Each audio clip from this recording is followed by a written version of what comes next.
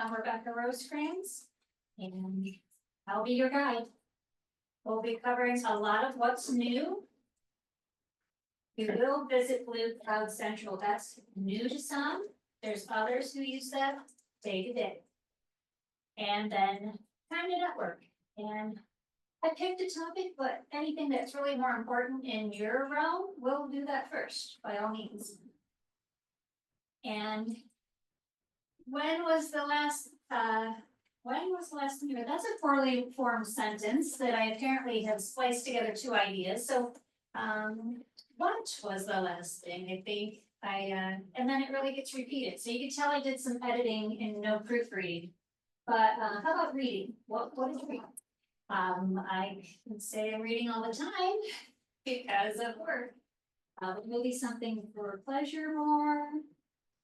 I'll have to think about that. I don't get time for much pleasure reading. Maybe Harry Potter, I was reading to my daughter recently. So I'm Rebecca. I'm actually going to turn this next to a TCCSA employee here, David. So take it away, David. Hello, everybody. Hello, Zoom board. My name is David Holt. I'm a sports specialist, field technician here at TCCSA. I started in May and became full-time in September. But I'm helping Rebecca with mark loads. So the mark record needs loaded into the Symphony server. I'm handling that. At the moment, yeah. Last thing I read was a chapter on the OSP model, which is networking stuff that nobody really cares about. But that's what it was about. It was about networking. Okay. So he is the one doing your record loads, folks. I don't do that. It's okay if you still say Rebecca, because maybe new or in the past, but he's taking charge of that for all of you. And in the room, we'll start diagonal for me. Hi. Oh, I'm sorry. Okay, I'm Patty Murphy. I'm from Norway, local. And David, what's your last name? Holt. Holt. Yep. H-O-L-T. Yep. Thank you, dear. Library aide, elementary. Next to Patty. Cindy Ritzman, I'm Norway Middle School. And I missed Patty. What's the? You read. Oh, I'm rereading Lord of the Flies Oh. for enjoyment reading, actually. And then other than like information on the election last week or whenever that was, so on. And Cindy. I am presently reading, I cannot remember the title, it was a World War II Holocaust book, was the last one I read. But right now I'm reading The Golden Goblet by Eloise Jarvis McGraw, it's an older one. Is that more cheery than the Holocaust? I'm hoping so, I don't know, it's set in like Egypt and I don't know what year, but yeah, Fun. probably ancient Egypt. Okay, across the room. I'm Melinda Moffett. I'm an administrative assistant for IT at the Career Center. And I love to talk about the book I just read. It's called Life, Love, and Elephants. And it's written by Daphne Sheldrick. She has rescued hundreds and hundreds of baby elephants in Africa. Fascinating book. So, Okay. Next to Melinda. And I'm Lori Golias. I work for Triway. I'm at Shreve Elementary, the library STEAM aide there. And as far as books, I don't read a lot for pleasure, I must say. But I do have, I started a Colleen Hoover book, and it was the one, I don't even remember the title, but the one that they made a movie over this summer. And I really don't remember exactly what it's called. It's on my dresser at home, and I've only gotten like maybe 50 pages into it. So, but yeah, not a lot of time for pleasure reading, unfortunately. So I will go to our Zoom participants. We have Beth. I'm going to pick on you first. Hello. Oh, let me open my camera. I just finished. Oh, for some reason my camera is not working. All right. Anyway, I just finished Look Closer by David Ellis. It was like a murder mystery thriller type book. It was really good. And how about Andrea? Do you have a microphone and chat in the chat box if you don't? Sure. Can you hear me? Oh, you do. Yeah. I'm Andrea Schimpf, and the last thing I read was A Good Girl's Guide to Murder by Holly Jackson. That was our high school book club picks. Here, Andrea, how about Missy? I'm Missy Shows from Rittman Elementary. I couldn't tell you the last book I read for enjoyment, but I did recently read Follow the River by James Alexander Tom. It was something my high schooler asked me to read that she had read. Didn't tell her I'd read it as a teenager myself, but I did read it again with her so we could talk about it.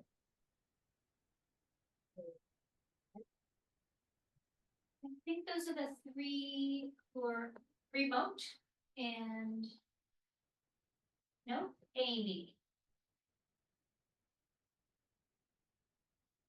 No. Yes, we have an Amy in our meeting as well. She says she has students around, so.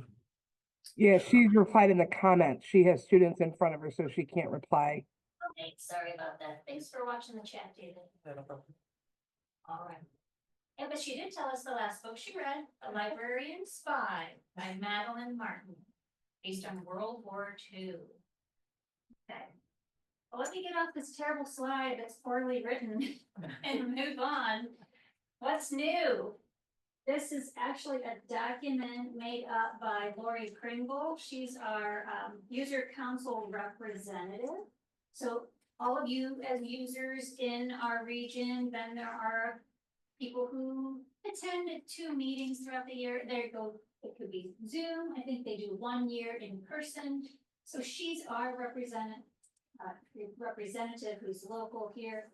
And she wanted to share, but she is stuck at a doctor's appointment at the moment. And this is what she was bringing to us from her Alma trip to the conference. And actually, Andrea, you were there with Lori, and Andrea is from Noetta region, which is kind of cool. Yep. Yeah. Yeah, Lori and I actually did a presentation together. It's that first one leading from the library a year later. So I think everything on her doc is clickable. And so you can actually get to all of the slideshows and links right from her doc.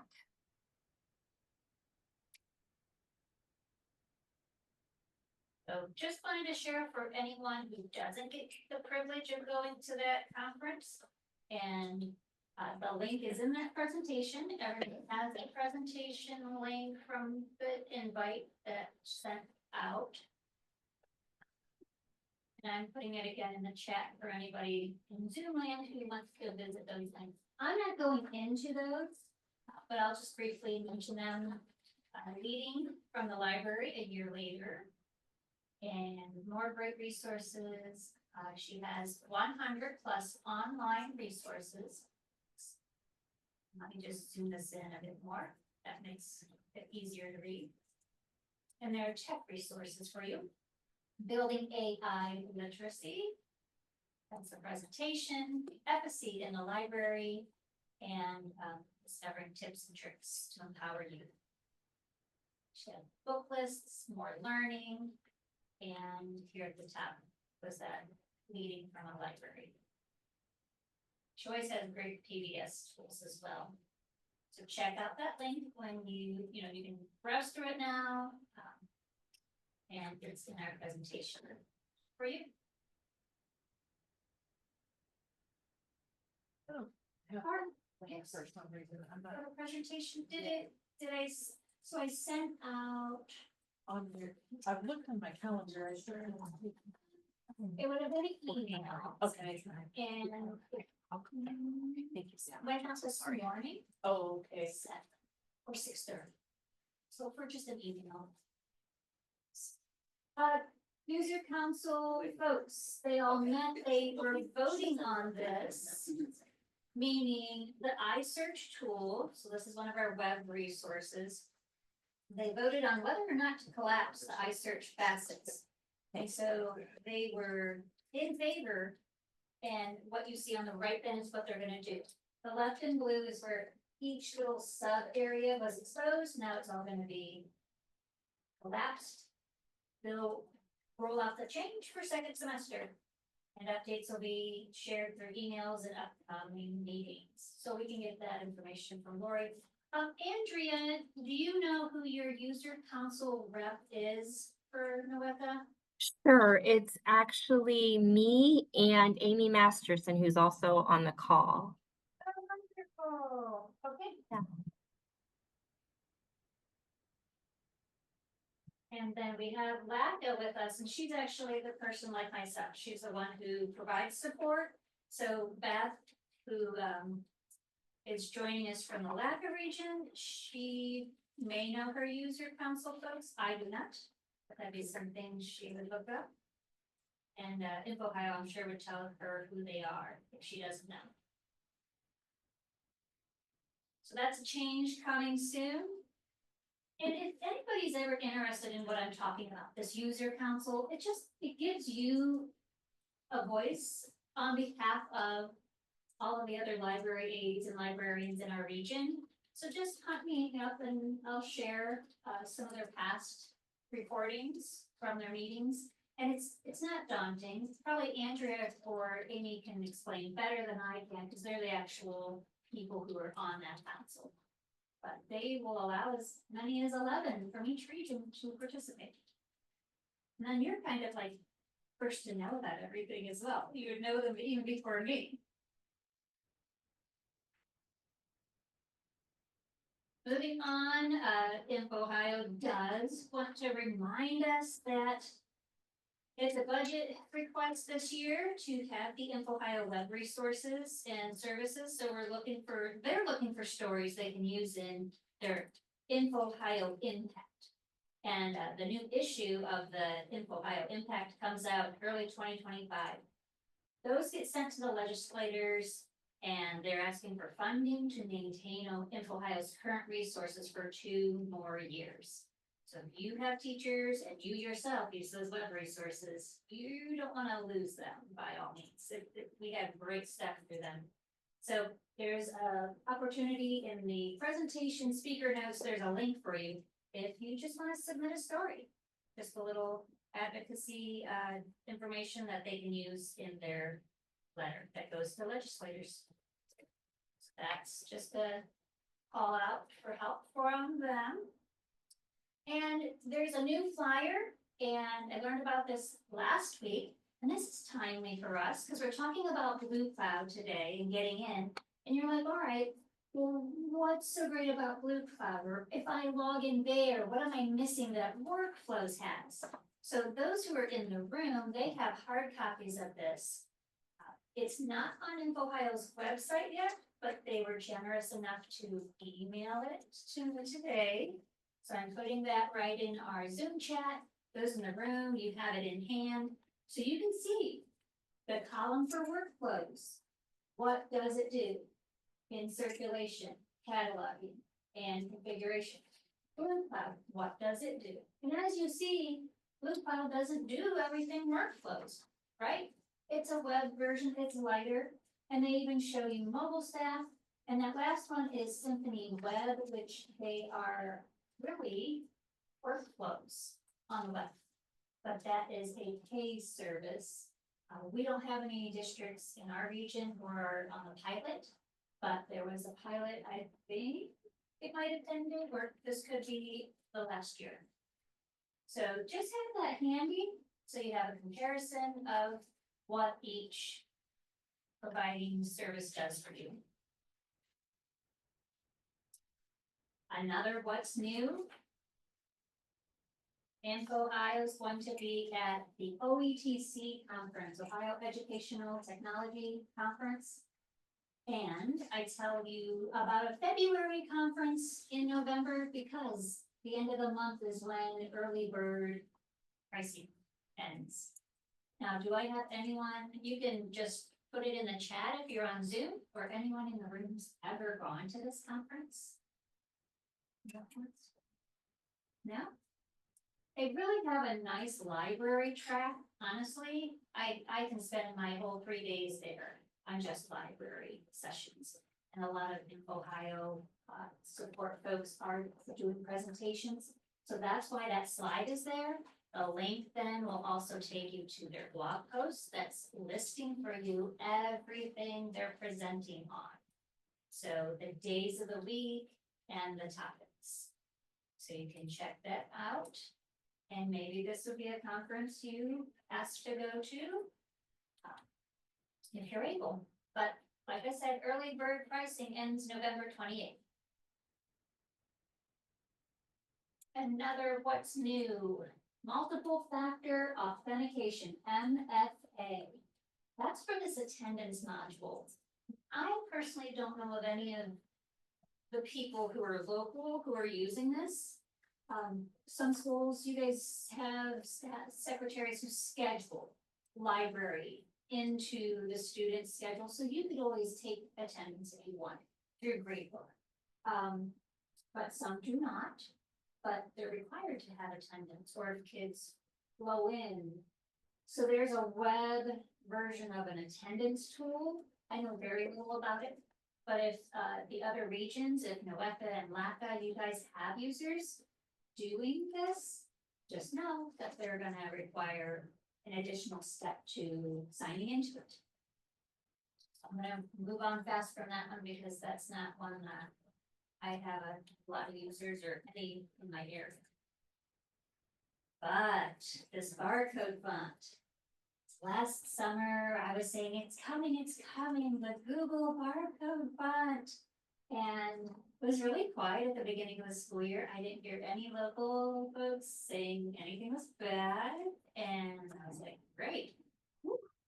But then other areas must have been experiencing some unhappiness.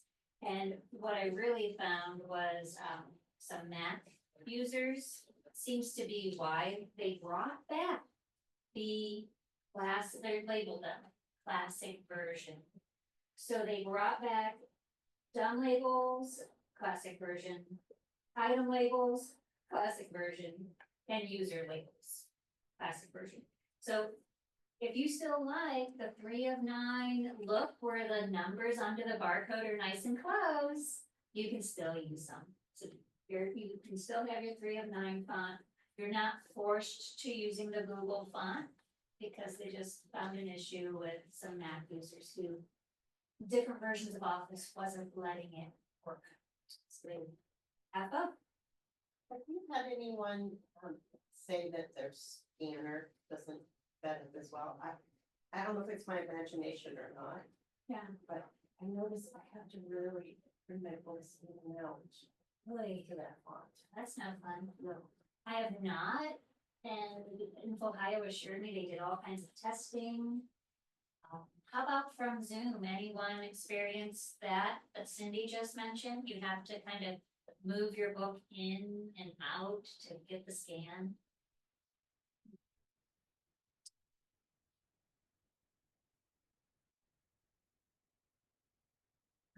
Yeah, now Missy did, I missed this, but she did attend the OETC conference, and she was as a classroom teacher, that is an excellent conference. She's even presented there too a couple of times. It is a really helpful conference to attend.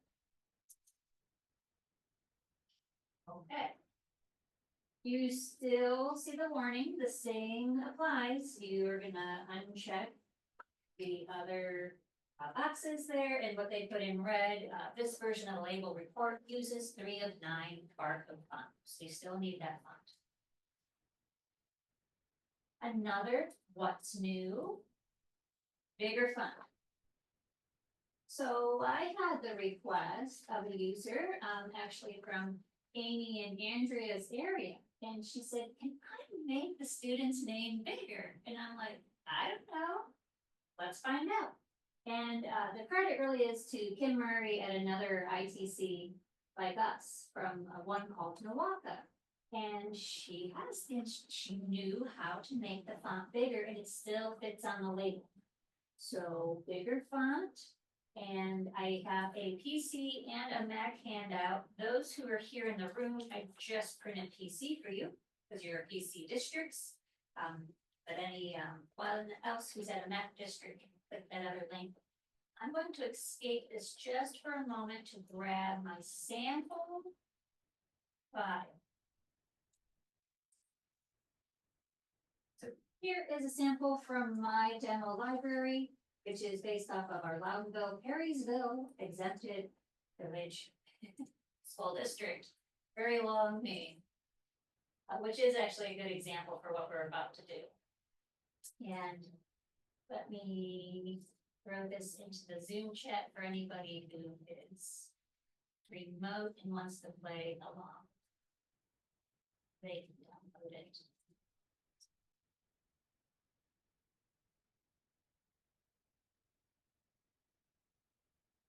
Oh, I have to close the file first. Sorry, folks. Send it up. Try one more time. There we go.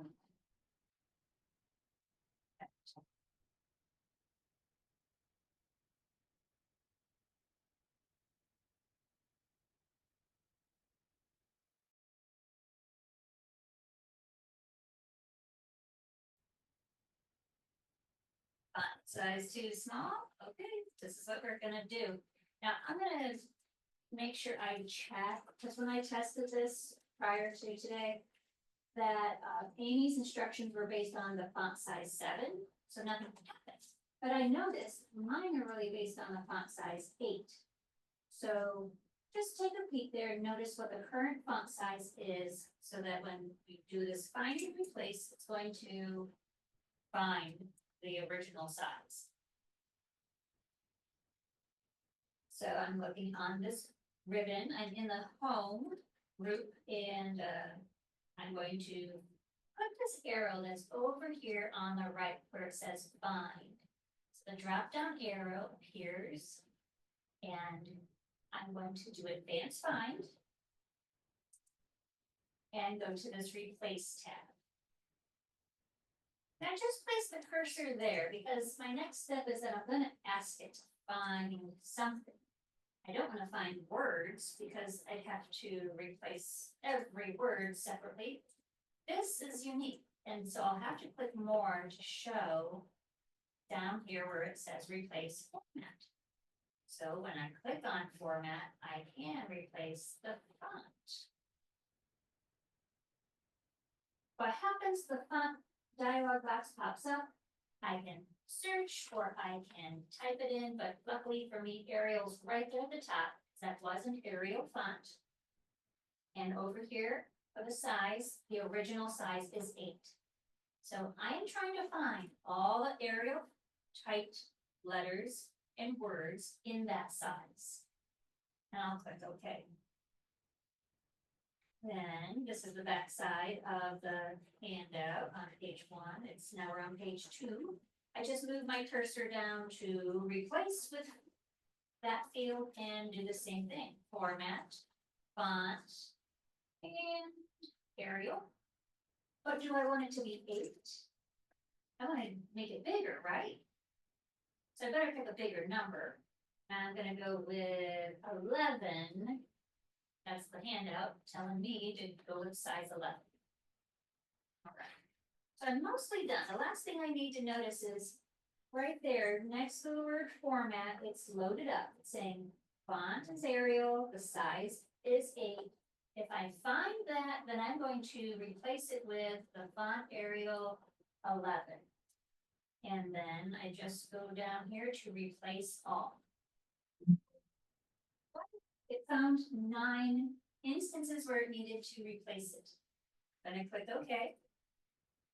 I can close up this box. And I have a quiz for you all. If you were paying attention and you look at plenty of patron barcodes, what, if any, are potential problems now with my barcodes, with my very long school district name? Good on me. Well, yeah, they're not gonna, well, it's probably gonna fit, but what did I lose? Oh, yeah, Missy and, yeah, Melinda, you both said it. Missy was in the chat and so was Amy. Yeah, we're missing the barcode number because it did push down. What word got pushed down? Down the line. You'll have, yeah, you got it. Yeah, it was village. So because this carried down to a whole new line, it had to push something off. And I can't see my label borders in this view. So it is technically gonna fit, but I lost something because of it. So be cautious. I could have gone and done a find and replace and just take off the word village and fix it, if I really wanted the bigger fonts. I'm not sure if this will benefit you. Maybe not today, maybe tomorrow. We'll see. But this is the solution, and I just wanted to walk through it with you. You have a handout, just, keep safe for the future if you need it. And I'll stop there and ask if there's any questions out in Zoom, or if we have anybody who an idea or thought came to mind here in the room that you want to ask. Inventory follow-up. I have much preferred to talk about this in September and October, so here we are, it's November. And part of that inventory process each year is you may run your inventory, and once you have, there's a step that sets items to missing because they weren't scanned. You didn't beat them, they never showed up. And the steps through the inventory says, okay, if it didn't get scanned this time, now you need to mark it missing. And you kind of let that ride. Just let it sit over summer. Things may show up in the fall. And so you can scan them if they show up. But there's still gonna be the vast majority of those still missing.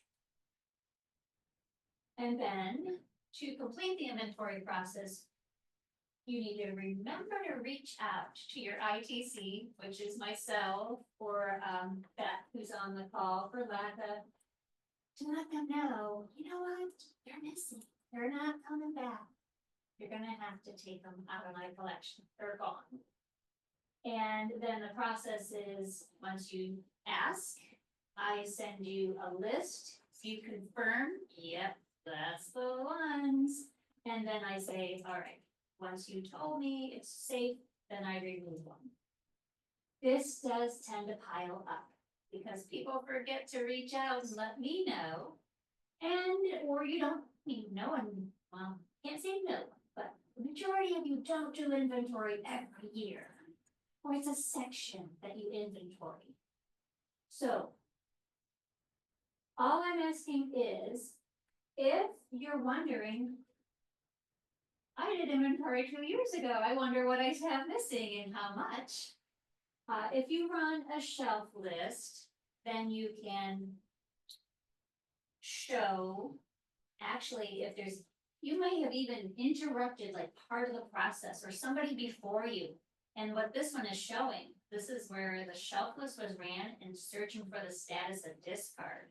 You have any like that, you really know, oh, whoops, we've really dropped the ball. Rebecca didn't do her job.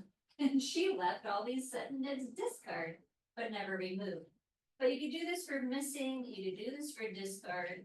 And I want to point out one thing, because I'm excited about any of the reports that will produce a spreadsheet. And it's because of things like this, that if I have items that are discard, then I can see who is connected to them. If they have a patron name in there, it's possible that Rebecca cannot remove those. There might be a bill associated with that one because there's a person's name still in those columns. So here's what I'll do. Let me kind of simplify this because it might have got a little fuzzy there. I'm going to open up workflows. Those here in the lab, if you want to open workflows, by all means, go for it.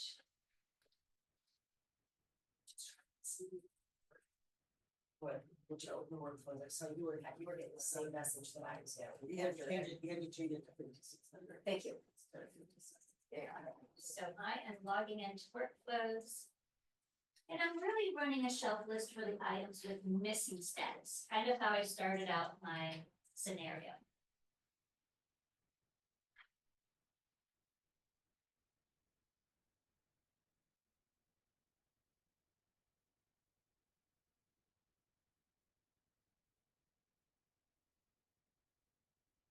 Yeah, fun thing that David could learn to do too, perhaps, that, even requests like, hey, remove all my missing items. It's fairly easy on our end, but folks forget to ask.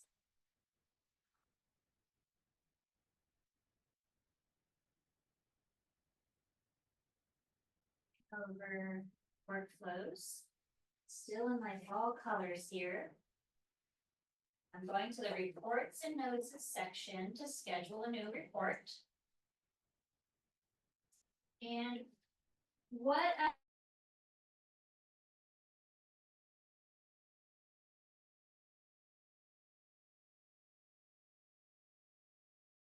hit the print button for my reports, then the Excel program pops open, and that's how I can get spreadsheets on certain reports. So I just wanted to take a peek here because I don't sit here daily. This is our presenter computer. And I'm going to the Info Ohio tab. Those in the room and those in Zoom, what report did I say we were going to run? Yeah, I heard shelf list. So here I go, shelf list, set up and schedule. And I'm going to just append the title with the word missing.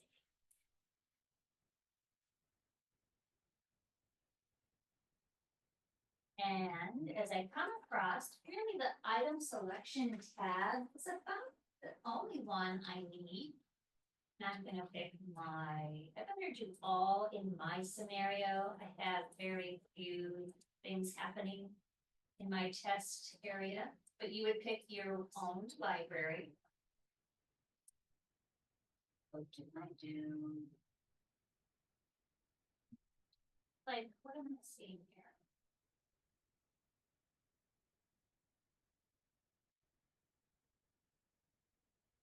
That's why this does not have status up here. Oh, I know, it could be if I did not reboot this enough times, I might be missing some menu items here. Yeah. It's fun. Okay, well, the next thing I need to choose would be my status. And those of you at your own libraries in Zoom world, I'm sure you have item status. Just ignore my screen that's missing what I really need. I don't have it, I don't think I You don't have it either? So it's happening to more. How about those in remote connections? You're doing a shelf list. And if you're on the item selection tab, At the very bottom, it says reserve status. no, I'm really thrown, because like this home location, all of this is not normal.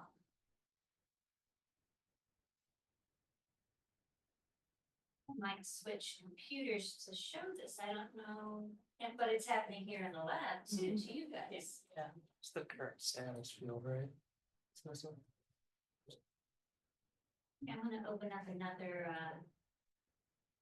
computer that has workflows. Hopefully this is sitting here.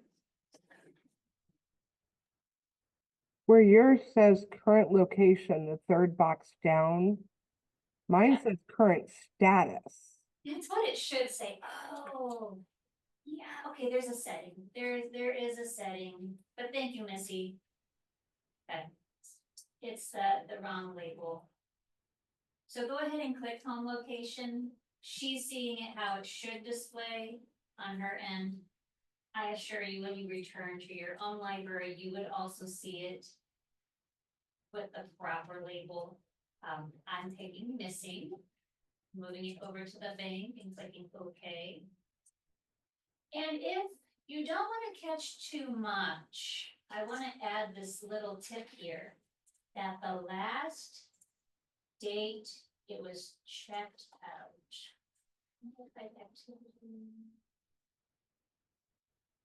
So we can, I'm getting different words, and Missy, I want to check with you. Last date discharged, does that say, Last date checked out, thank you, I figured and it right did. below it is last date checked in. Okay, so anything that was checked out, I'm gonna go ahead next to that widget and say, all right, anything before. Now say July 1st. Right, would be pretty safe, no kids were probably even checking out anything in June either, but we're super safe. Nothing. This school year is going to be part of this report because we are saying, okay. Ignore this school year, go back, go before. And that way, if they have a missing status in my library before July, they're gonna be in this report. I apologize about the wording. And I believe it's part of the workflows install, the right words come.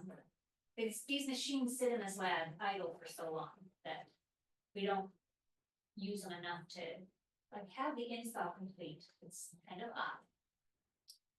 Then what's most important is the output options.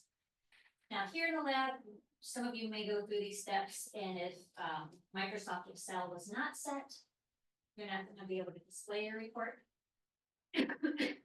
Don't worry, run it anyhow. When you head back to your school, you'll be able to open it because it's in your account. And I can just demonstrate that I am picking spreadsheet. Now go down to all these wonderful choices. And this is the one that I really like here, the patron name. Because if it was reported missing, it might still be, or if it's discard, either one, it might still be connected to a student. I can go find out who that was under.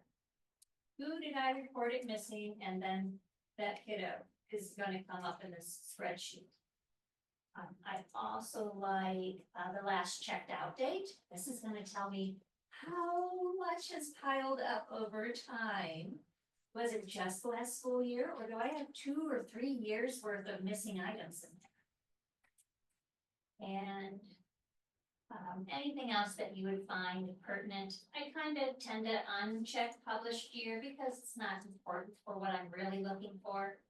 But every box creates a column in the spreadsheet. I'm happy with what I have. So I'm going to run now and display the finished report.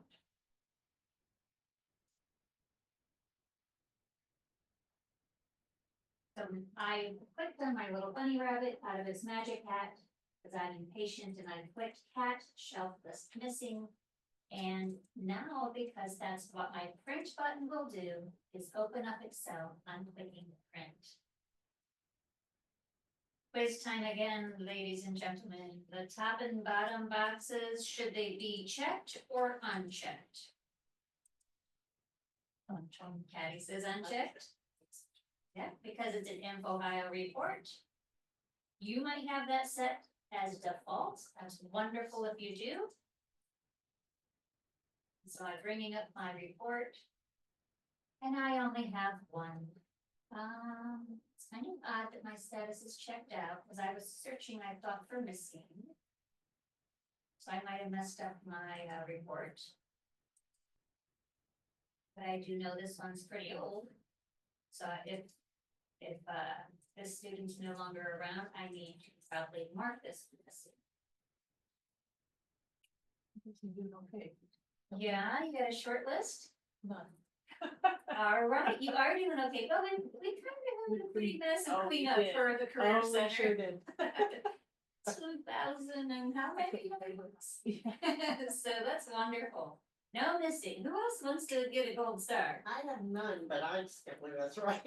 I'm just completely lost. I lost you there with that. Well, you know, I could always stop by anytime. We can Okay. do this together. Yeah, I wanted, but I'm just, Mine's in a Word trying to keep document up, and I instead got- of spreadsheet. Would that matter? Okay. Would No, it did still you- show up? Did you check the box for spreadsheet or no? I did. For the output? Yeah, mine looks exactly like yours, so I don't know. Oh, it's like you guys are really, Yeah. if you guys are opening it in Word, then don't pick. But really, even if you pick spreadsheet, I think you would have gotten more gargly book in there. Yeah, you Mine's guys just really blank. look clean. Poor Lori has 2. 2. Hey, I'm actually impressed. I'm That's a impressed with that. That's why I think mine's wrong. It just says missing items, do Okay. not delete. So that is a patron, it's checked out to the missing patron, and that's okay, that's perfect. If you saw like a real person's name there, that's where it's like, okay, why are they still attached to this? Okay. But no, that's okay, just fine, that's typically safe. Then for you to send me that message and say, Rebecca, get rid of those two, they're not coming back, please discard them. But. And Patty, we'll work together, you know, one-on-one, that'd be more beneficial. Yeah, and, I'm just gonna sit here, Okay. right, I Just guess. for a little bit, but because we'll get you back in BLUEcloud, gonna be fine. Cause I'm not expecting everybody to have even ran. That was a bonus that some of you guys were quick with your mice. Anybody from Zoom wanna share their results if they were running? Their report for missing items? We have some pretty big bragging rights, the in-room people right now. We have a total of 2 missing items out of 3 people. I ran my report and nothing came up, but we had done an inventory and cleared everything out. Very good. All right, well, that's really good to hear, Missy. So 1 point for the Zoom team. I'm gonna get out of workflows here just a moment and head back to that presentation.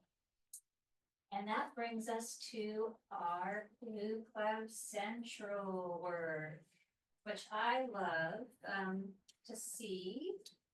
That I want to point out, we're really looking at like a full suite with BLUEcloud. They have circulation tool, they have the ability to catalog. They have a whole area called My Classes.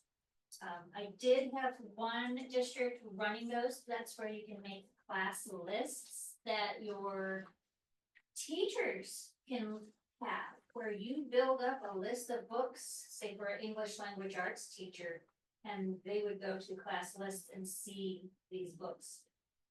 I've already pulled out titles for them. Mobile staff. That's our friend for inventorying. It runs on a Chromebook, just like the rest of BLUEcloud. And it allows us to have multiple people logged into the same account to be scanning inventory simultaneously. And there is a mobile app as well. Can't say I would enjoy constantly triggering my iPad or my iPhone camera to scan something, but there is a mobile staff app in addition to the web interface. And lastly, part of the BLUEcloud suite is your iSearch, where you access your collection from the web. We're talking about circulation today. We'll save the rest of these guys for another time. I'm gonna go to my portal.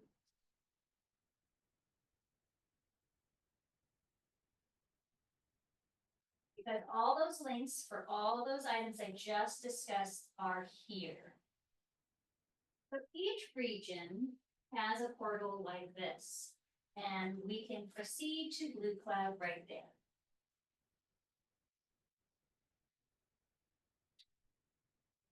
I'm gonna be sure, Patty, we get you this time. Proceed to BLUEcloud. It's data.infoohio.org/TCCSA.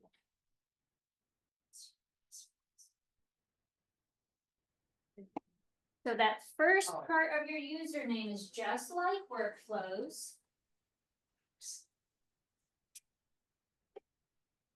So I'm going to proceed to BLUEcloud.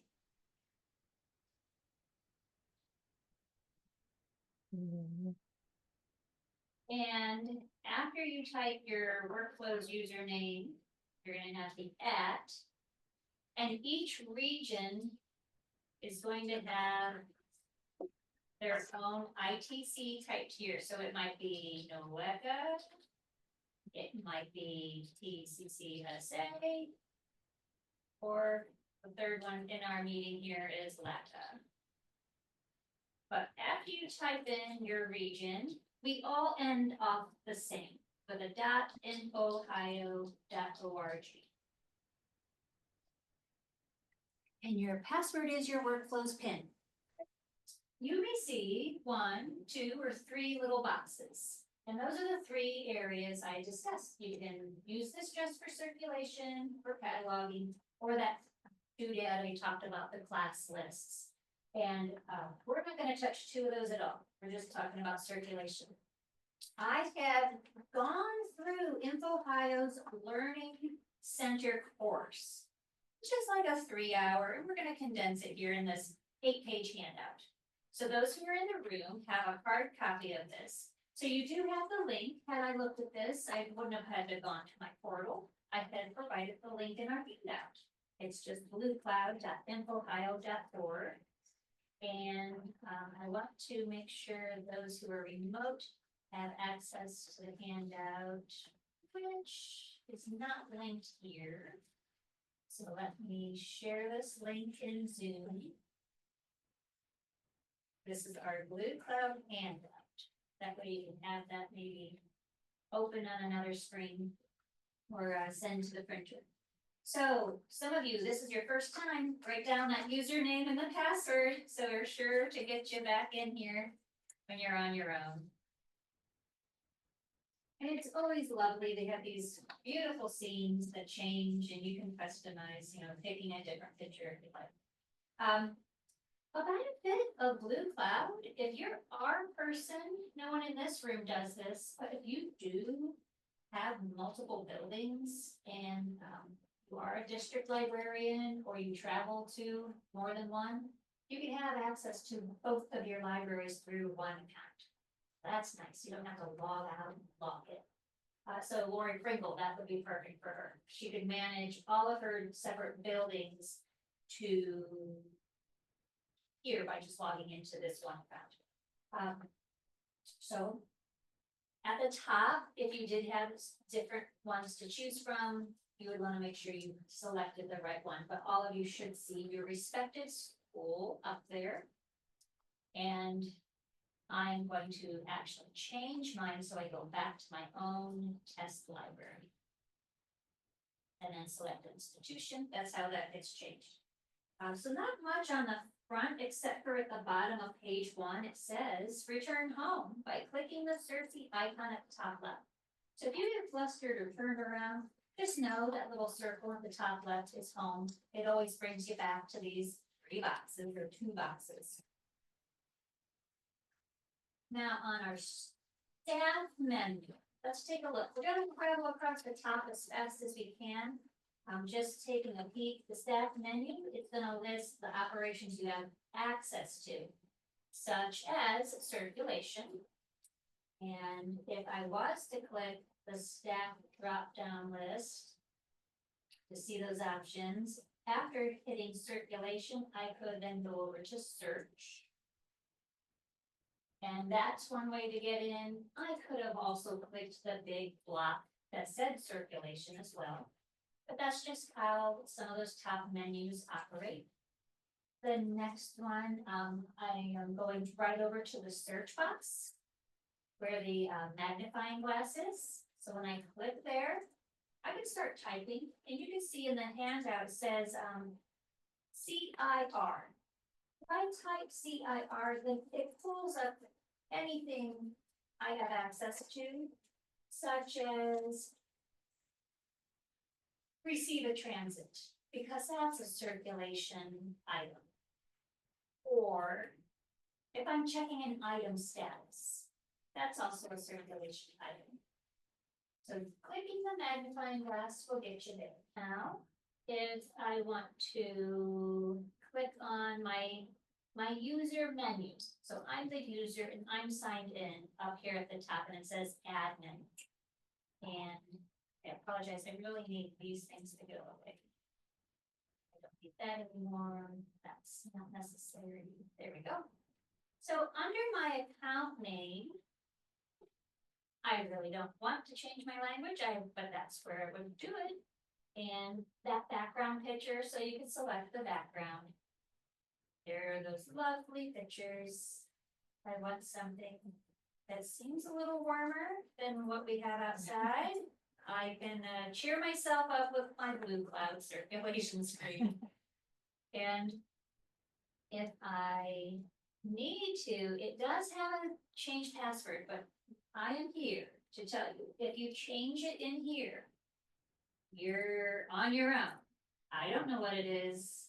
I can't change it for you there. So you know what? Let's just leave that alone. We're going to don't change your password. It is not recommended. I put that in the handout. So only your BLUEcloud password is changed. I can't look it up. Let's just stay away from that. You can select a printer preference. So there's a whole little application called QZ Tray. I hope that's right. Those two letters don't seem to be together often. So I wonder if that's a typo. But you can print receipts from it. Anyone in the room print receipts for anything? No, don't have receipt printers. Anybody from the remote world in Zoom land, you print receipts, you can put that in the chat and let me know. And the help menu's up there at the top right. There's likely something I won't show you. You know where to go to get help on your own. So that's a little bit about the top across. And mine's blown up pretty large. Yours probably has more spacing between them. But I'm kind of going big with my text to show it on the screen. You may come in here and when you're on that search page, and I'm even going to click the home button, but I could start here in circulation. And I'm now gonna quickly go through the bar that's mid-screen. And you see it says patron search. You click there, if you click the words, or if you click the arrows, either one. That's how you toggle very quickly between searching for patrons or searching for catalog item. So give it a shot. Let's go ahead and type something in there. What's happening off to the right, you have a few more fields. You have where you can search by name. You can search by homeroom. You can search by user ID. Do these ring a bell? Right, these are all your work field indexes. That's the work field. Workflows indexes. Same stuff here, it's just, it looks a little different. And so if I'm that elementary teacher, I don't do patron barcodes, and I search kids by homeroom. I'll type in my homeroom and I'll hit my magnifying glass, or you can hit enter on your keyboard. And then I find everybody in homeroom 211 or homerooms 101A. And you know what's kind of cool about this? If that's how you search for patrons and you sign out, you go home, you come back tomorrow, it will stay on homeroom search. No special settings like you have to do in workflows. You have to go through preferences and everything. So it's very easy to change, and it will remember the last thing you did, depending on what you like. Cindy, you're at a junior high, so what do you do for your index? Just by name, or do you have barcodes? The name. The name. Okay. Melinda, you're in a really different situation. You're kind of pre-checking out laptops, but how's the mobile one? Yeah, how's that going? They use the mobiles. Is it the mobile staff one? Yeah, they do. In Yeah. kiosk mode, yeah. Yes. And it's still working? And that's still working. And the nice thing is our English teachers can check out books. From all over the room? Yeah. Oh, that's wonderful. Yeah. Oh, that's so good to hear. Yeah. Glad for that. Lori, you're at an elementary. Are you a homeroom type of search? Yeah, I do. Okay. I search by homeroom and then just click when they come up. You know, I just think that's faster. Yeah, that's perfectly fine. I just wanted to let you all know, all those comforts are right here in BLUEcloud, just like in workflows. Amy, well, she had kids, so maybe she won't respond, she can type in the chat, but how about you, Andrea? You're a K-12 library. Right, so we search by homeroom for elementary, and then we search by name for middle school and high school. So we do both. They're changing their index all the time. Yep. So she could decide, maybe she has it workflows for those high schoolers coming in, or BLUEcloud for the elementary, or vice versa. She could have two things running. But yeah, a K-12 library there. I have a question, Rebecca. If I change the all lives just to NCJH, will it stay there, or will I have to, would I have to do it every time? Set it, and I'm gonna set mine, and I'm gonna check tomorrow. I don't Okay. know, but if it could do the index, why wouldn't it do the library? Okay, I will follow up on that. I know Northwestern uses this, because actually they put in a ticket on Friday, hey, we found a book, yada, yada, and so it is something that's actively used in our districts. Still, I will check tomorrow. Get that with you all. So that's just a little bit about that searching. And in our handout, there are some tips in that step 2 of choosing the way you like to search. You can do first name or last name. I would love that, because workflows only does last name, right? So that's kind of nice. You can use commas to separate words or not. There's the dollar symbol as a wildcard to search partial names. So if I only wanted to look up like EM $sign. Well, look at me. You know what? Because they're not in that building. So I have to also come back to name. There we go. And there was only one. She popped up on the list, and then it went straight to her record. So that's Emma.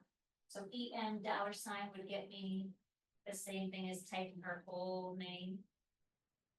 Birth date, you can search by email, but there are some unused fields, and those are listed in the handouts. Don't try searching. I don't think anybody's gonna be searching by social security or street or homeschool. Now, the Career Center might, but don't. It's not used. So enter some type of information in that field, and that'll help you search. And the magnifying glass or the enter key or return if you're a Mac user are how you trigger the search to go. More than one result, you get the list, kind of like I did in my homeroom search. And I had 101A. There's my homeroom list. And if the patron has bills or overdue items, all right, so I'm gonna pick somebody here. Who do I want to pick on? I'll pick on Ida. So what would happen, and you do the same, take a student, start just searching some names and see what happens. And this gal, she has some alerts. She has 3 items overdue. She also has a bill. The bill button or the view item button only shows if they have a bill or they have an overdue. Maybe they have one, not the other. I picked a kid who has both on purpose to show you both. And in the handout, so that you know, if you click acknowledge, that'll close the alert and it prevents it from displaying again for the user for this session. It's gonna reset next time, but that's what the acknowledge does. If you close it, it'll just close the alert, but if you were doing multiple things with her account, it would keep popping up again, making you read it over and over. And then Oh, yes, you know what, Cindy, to answer your question, in the handout, in the big yellow box at the bottom of the page, it says it will remember last library and last index. There we go. I forgot something I had put in the handout. So that's answer has been had.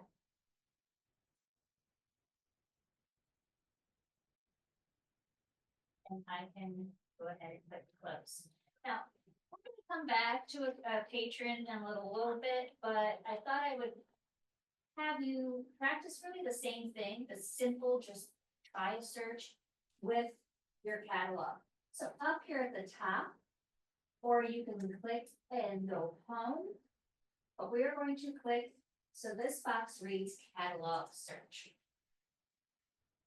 I can do it from that page. I can come back to home and click the word, oops, nope. I still click the word circulation, but here's the box I click to search my catalog. Same deal. We want to decide what fields are we going by. We're searching the catalog. Are we searching the of indexes you see when you're in workflows? So I have item barcode. I happen to have an item barcode with me. My cursor's waiting. Start in the room. We'll see if that works. And I scan my item. There it is. Or like the rest of us who don't have a scanner right now, then I can search a word. Oh, because I did not change my index. Let's just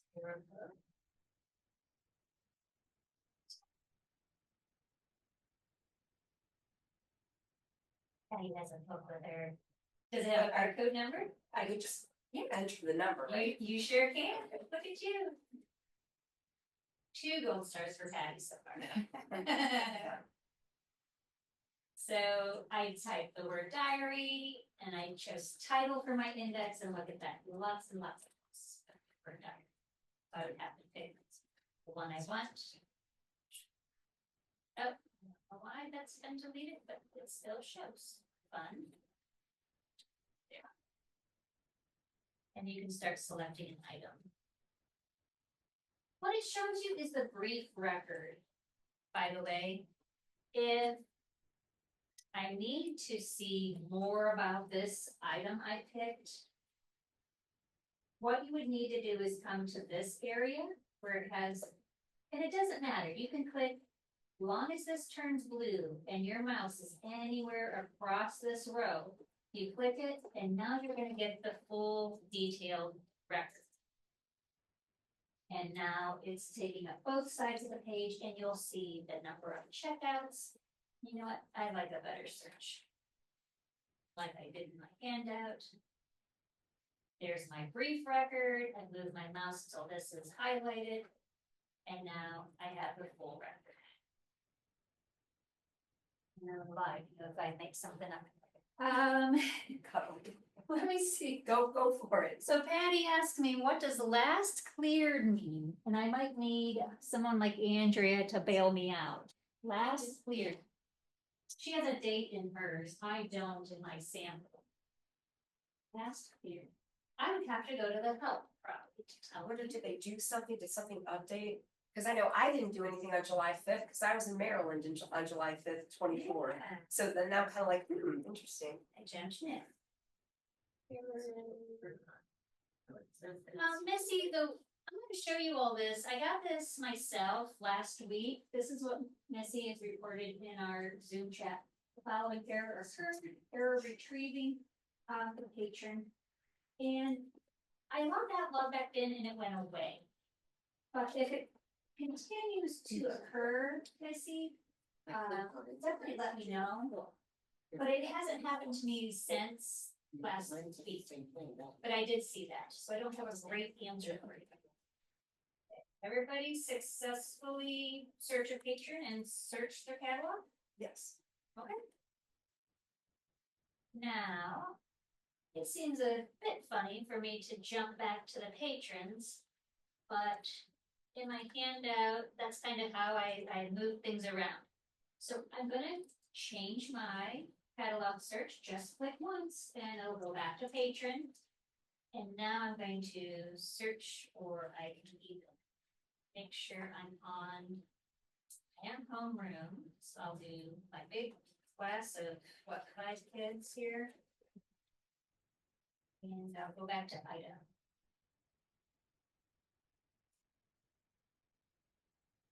So I am checking out an item. So I'll acknowledge that, so it's out of my way.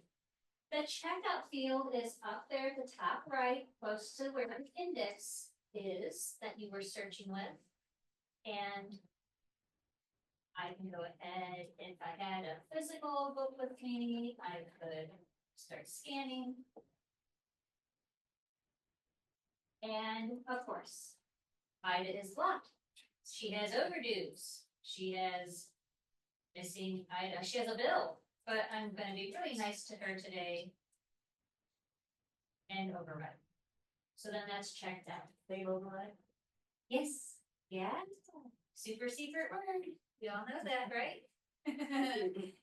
And we are going to see a badge next to the item that just got checked out. So let's see that again. I haven't clicked anywhere, but this kid has a pile of books. So I just hit the scanner again. And my cursor's still there, so I scan again. And probably should have picked a better kid. Oh, but no, something's already been checked out. Someone else has this. That's good. But what do I want to do? Now that I know that, do I want to continue? If I do, the item will be checked in from the current page. Oh, that's sweet. It's kind of handy. Because maybe her friend Rose brought it back and she's like, Ida wants this. And I'm like, okay, Ida, hand it over. I don't have to check it in because it's going to take care of the check-in, check-out all in one fell swoop. So I'll just continue. I'm going to do my override because Ida has already been pretty busy and needs to bring me back my books. But now she has 3 new checkouts and Rose is clear. She got that checked in because it's already been checked out to someone new. So that's really, I mean, it works and functions like your regular workflow screen for checking out. And let's see here. I'm looking at the handout just to make sure I'm searching for the patron and that was fine. We're in the student. I do want to point out here on the left side. So the items they have is what's listed currently. If they have a bill, I can click there to see what it is, the amount. If you're using holds, I'm not even going into holds today, but holds would be listed there as well. I see their status and can see why they're blocked. I can bring that window back like before. And, oh, we don't want to copy or create, we'll just leave that alone. Because we sync with our student information system, unless you do manually add students. But let's see here. I'm going to quickly, probably shouldn't have checked out all my items. But let's see. If I come back to her and do a checkout. Okay, it's already checked out, but what do I want to do? All right, you can renew, and there was a renew button. And there's 2 choices, and I know this is much farther in the handout, so this kind of jumped out of order on me. But it's renew as seen and renew as not seen. So does anybody want to try to decipher or explain what they think that means? Yes, Cindy? Okay. I've used it before. Okay. For example, when a trustworthy kid comes to me and says, I don't have the book with me, but I want to renew, I Survived the Children's Blizzard. And I say, okay, Caden, I get it, I got you. And I'm gonna click, I'm gonna renew it as unseen, Yeah. renew as not seen. Okay, so I didn't see it, but I trust him. And then there's times where he brings the book and I renew it and I click renew as seen. Yeah. if he has shown it to you. 'cause Right, It's very, right. So did I get it right for as not seen? everyone else is nodding their head, I'll take it. Okay, is that how you do too? Very good. Or for this case, I'll just say don't read it. I really wanna do is grab this. I'm gonna quickly check this back in. Cause I wanna show you guys a special due date. Just to see how I can update it. So I have to quickly check this in. So this will let me demonstrate to you checking in an item. So we have to click the check-in quick link icon at the top of our screen. Now I will say this just wasn't as intuitive as I would have liked it. Like, why not have a big box that says check-in? So if you leave here and forget, where is the check-in button? It's this little book hiding way up high. And it's also on the patron screen as well. So I click that little book and I could go ahead and scan these items back in. And I scan, I'm not touching my computer, they're scanning and coming in just as if it was workflows. And these have all just been checked back in. So there are your steps for checking in. If I was on the home page and under circulation, there is a check-in button down below, actually. I'm just blind, so I didn't see it the first time, but I did see the little book up at the top. So there's two ways. And it brings up the item and then they just keep searching. Listing as you go on. So now that those have been checked back in, let me go ahead with my, how to show you a special due date. Because it's perhaps Thanksgiving coming up and we know the due dates are just gonna be a wreck for Wednesday, Thursday, Friday, and Monday kids when we're out, possibly. So we just want to preemptively not have all these extra overdues that are gonna be not true in reality. So I'm gonna pick Emma and we're going to check out a book to her, but here's what I can do, special due date and set that here. So it's not gonna be due now on Monday. I'm gonna give it an extension. It's really gonna go a whole nother week. But check out the options. Is this gonna happen just for her? Well, that would be really tiresome if you had to keep checking special due date for every kid. So that's probably not what I want for this checkout or for this user. But maybe for the rest of the session, while I'm logged in here, bang, everybody here today is not gonna be due back till the 20th, special due date. And now I can start scanning and checking out. Oh, gotta make sure my cursor's at least in the box. Gotta do that much. And so now Emma is gonna get Snoopy's. Let's see if that works again. So I go back to that homeroom. I'm gonna stop picking Ida. She has all those overdues and special bill, so let's try Alec. Oh dear, Alec has a bill too, but he's still. And look, the banner's still there. Check out. Oh, that kid who's not a good example. Back to the homeroom. So I picked kids and then I didn't use everybody I had picked. Ida was one. Let me get Greg. He was one. By name. No. Special due date, doesn't matter. I switched my index. He has a bill. Yes, we know. But now he's checking out an item. Yep. It's okay. Special due date. All right. The whole time I'm logged in, no matter if I did a name search or homeroom, different kiddos, is gonna apply the whole time. So that's handy if you're using special due date. And I did go through checking in an item. The handout does also cover user claims returned, renew an item, and I think you all can see the button there, and I had jumped ahead earlier, we did a renew already. And edit due date is also in the handout. You can receive items in transit, so that's something to know about here in BLUEcloud. And we can check item status. So if you're just wanting to say, hey, what's that book? Or a book shows up and you're like, is this book checked out? I don't know if that ever happens. It just appears somewhere on the corner of your checkout station. It's like, is someone on the other side tying their shoe? They just left their book here. Or, no, is this one of mine supposed to be on the shelf? So you can check item status.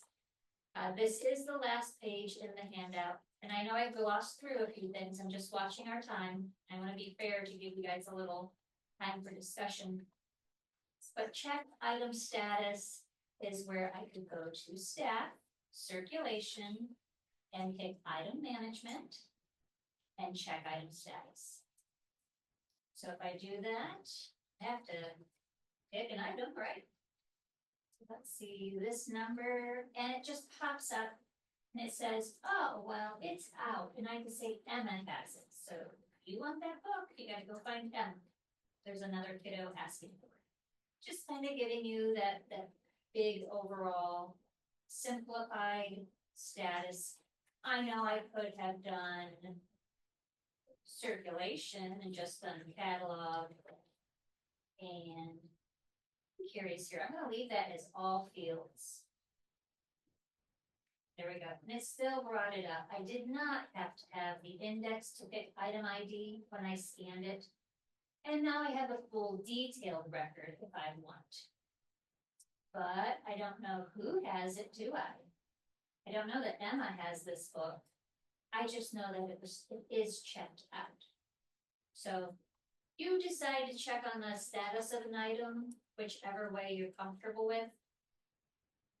And there is a full learning pathway. Like I said, this one alone, they give you an estimated time if you really went detailed and performed all these searches. It was 3 hours. I did not go into these items here. So marking something is used, how to set a bill, how to view or place holds. And we actually practiced this one, but the Learning Center has a really detailed step-by-step. I just made it really simple to fit into the handout. And they have these 3 other courses. So if you feel like, hey, that class list thing, that might be something I'm interested in, let me know. Because likely your account doesn't even have access to it. It's even BLUEcloud, it's new-ish for the most part. I know for me, it's the first time I'm training on circulation. I attempted like in my cataloging class to kind of do workflows cataloging and jam in BLUEcloud, but I had an error that day and it was like, okay, I tried to cram too much. So I know for TCCSA districts, this is probably the first time in 3 years, if ever, this has been discussed. So your main computer is not behaving and workflows is not opening. And I know for a fact, our friend Holly, and she was in our Zoom meeting the one time, she's the gal who has the library in the hallway. Remember the kids were walking behind her? She has been using mobile staff because just something was happening with workflows on her Mac.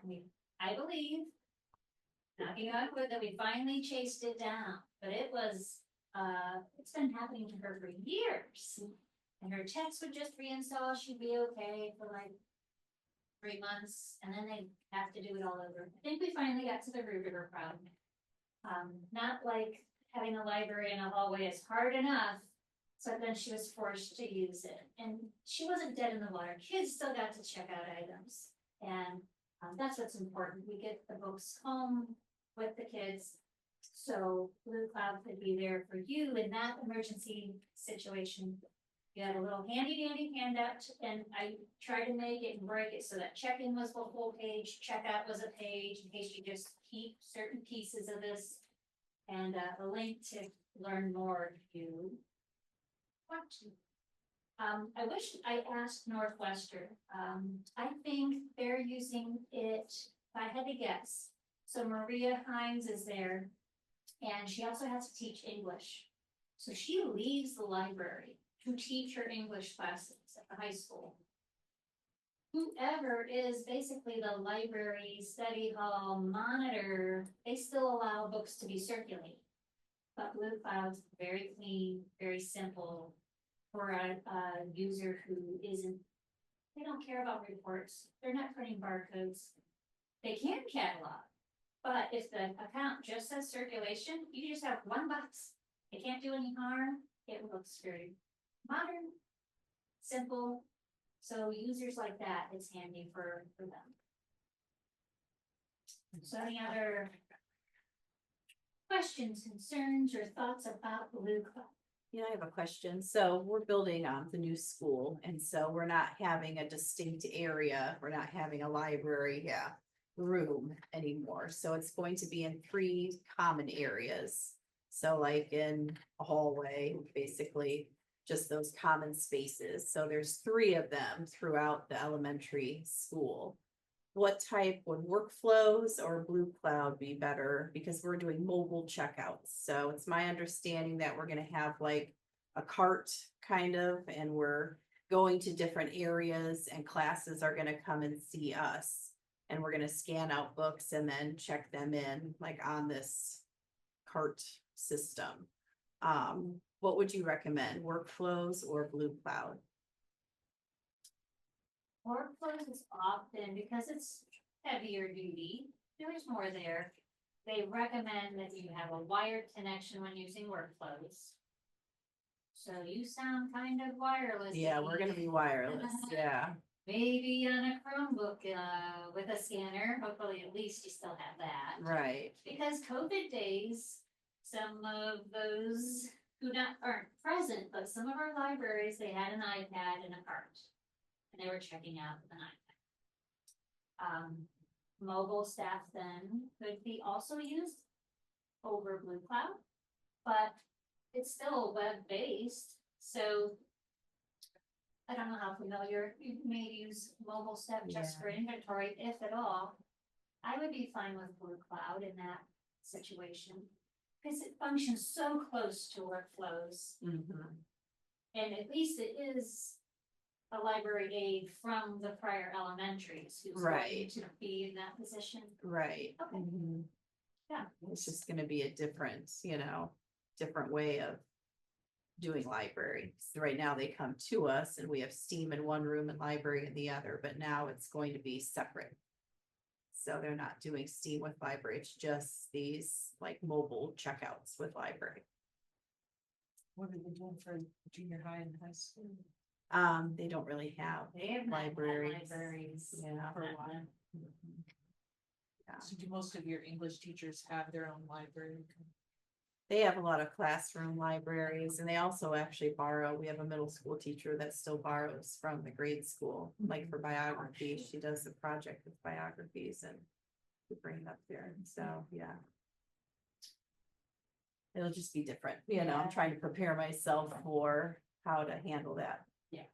Yeah, I thought about that open space, just about how things tend to, because Belinda is in a very similar situation where it's in their cafetorium, it's this awesome furniture that they bought and set up, but it's also very open Oh, yeah. to just Mhm. things. They Yeah. kind of, they put it with the snack shack so that more kids are interested in the snack shack than the library books, but we could not run it without our students being able to check out books. And we have volunteers, we train, and with that BLUEcloud, mobile staff.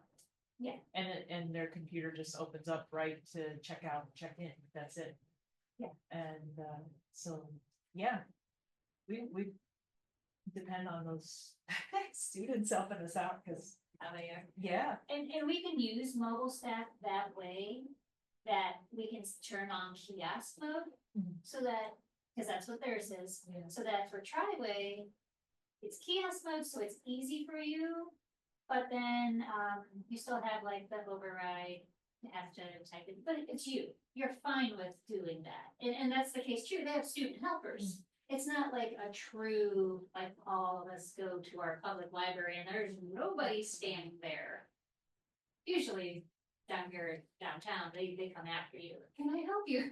We wanna help you as much as possible, but, it is,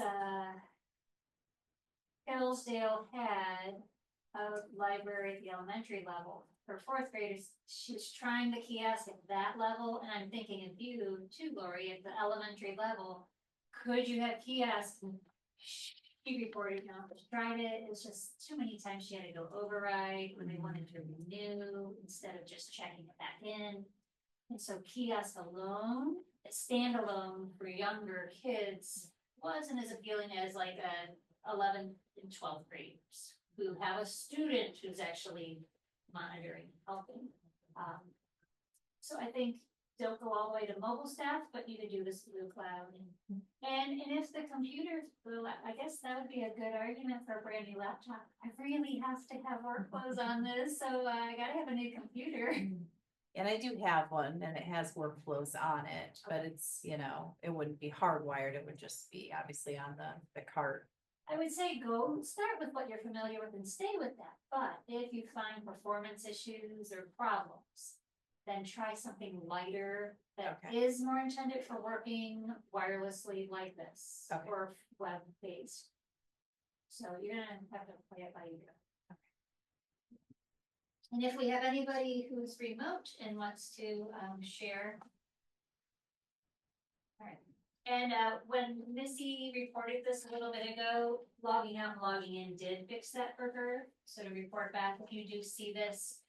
But if it happens a lot, it's irritating, don't let it go too long. Always report something like that to your library support right away. If anytime you are open in workflows and you have multiple tabs and you don't like clickety clicking and it takes forever. If you wanted this reminder, it's the Alt key and the F4. And David would probably know better. This is really just a close windows command. It's not just for workflows. It is for any type of computer application. I have the FN key there lighter than the others because only if you're on a laptop do you have to add a FN key. A Chromebook's not going to have FN keys, so I don't even know what it would be for Chromebooks. I'll have to think about that one. So that would close all tabs and alt workflows. If you just want to jump halt workflows, you have the Alt and then F4, but you can add Shift in there too. And so that takes you to that last window where it asks OK, and you just say, if you're a keyboard shortcut type of person.